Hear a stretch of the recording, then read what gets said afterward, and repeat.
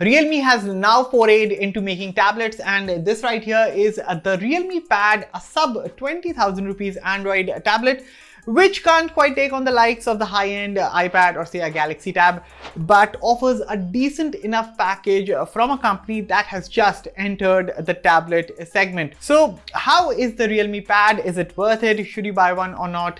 Let's find out. Hello everyone, Aman here for Mr. Phone, and before we start, motivate us by hitting the like button, subscribe if you haven't already, and turn on the bell so that you don't miss any of our latest videos.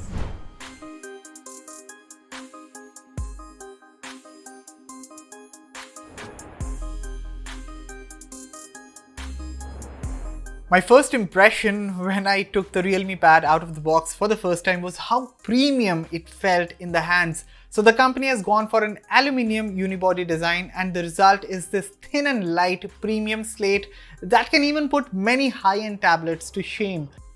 The rear looks subtle yet classy, with only a small Realme branding in the bottom and a single camera present in the top left. By the way, there's this silver line running from the top to the bottom, which only adds to the elegance.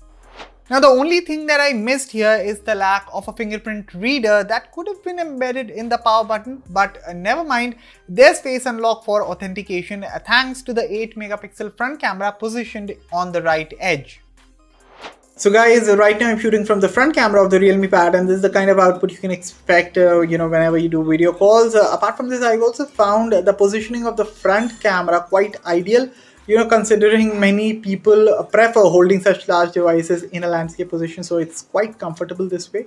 Apart from this, Realme has also given dual mics for noise cancellation, so definitely let me know in the comments how does my audio sound, and what do you think about the overall output as well in the comments. Cheers.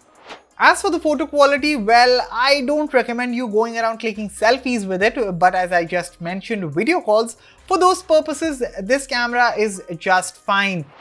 Even the 8 megapixel rear camera, while its quality is average at best for clicking photos, it is good enough for scanning documents and PDFs.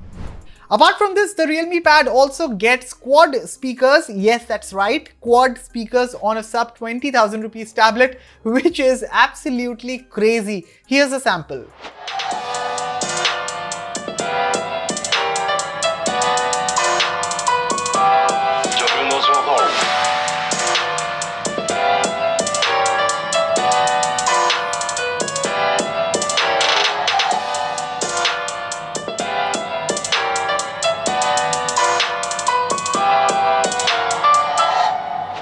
Moving on, there's a USB Type-C port for charging and data transfers, and there's also a headphone jack placed in the bottom left edge. So when it comes to the design, I think Realme nailed it with the Realme Pad. I mean, the company could have gone for a polycarbonate build considering the price of this thing, but instead they went ahead with a metal construction on the Realme Pad and did not compromise on the looks, the build and the quality. Okay, the front looks a lot like the high-end iPads and the Galaxy Tabs of the world, with a full screen design and thin bezels. So this is a 10.4-inch TFT panel with a 2000 by 1200 resolution and a 60 Hz refresh rate. So the Realme Pad has a good display for a tablet which costs between 14,000 to 18,000 rupees. I think if you're buying this specifically for content consumption, say you're like me who watches a lot of YouTube and Netflix, you will have a blast because the display is large, it gets ample bright indoors, colors look good, it supports wideband L1, and the whole thing is nicely complemented by the presence of quad speakers which sound loud and clear with excellent audio separation. So overall, this right here is a nice display. I mean, it doesn't have HDR support. It might not be the brightest around, but for its price, I think Realme has done a solid job. Now, I did have my doubts when I learned that the Realme Pad is coming with a TFT screen, but after having used it personally, I am impressed. Although the oleophobic coating, if there is any, does feel rough as the display picks up smudges quite easily. Moving on, the Realme Pad is powered by the 12nm MediaTek Helio G80 SoC coupled with up to 4GB RAM and up to 64GB of onboard storage, and you also get memory expansion to up to 1TB, just so you know.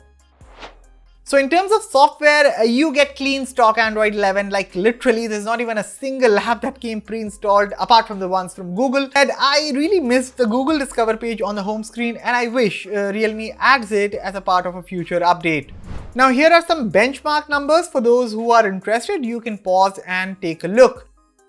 So the Realme Pad offers smooth and decent day-to-day performance. In fact, siding with stock Android for the software instead of the company's custom Realme UI makes it easy for the Helio G80 SoC to handle any sort of general task, because admittedly stock Android is pretty clean and light. And by general tasks, I mean checking your emails, doing Zoom calls, watching videos, browsing the web, casual gaming and stuff like that.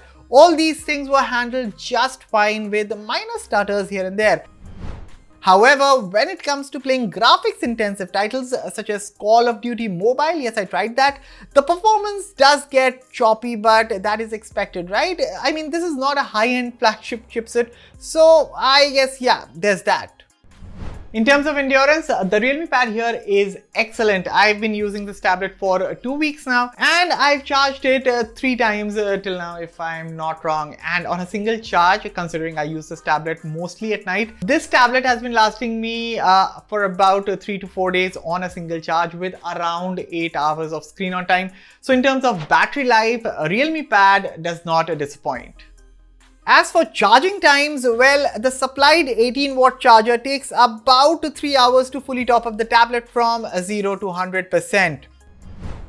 So the million-dollar question is, should you buy the Realme Pad or not? Well, I think for a start, the company has done a pretty decent job, and the Realme Pad does tick quite many boxes right. For instance, the design of this tablet is fantastic, no second thoughts about that. The display is large, and despite being a TFT panel, it does look pretty good. On top of that, you get a clean software experience, and the battery life here is excellent to say the least. And while I really wish Realme could have added a little oomph in the performance by giving a slightly better processor, as an overall package, the Realme Pad is a solid pick for a first attempt.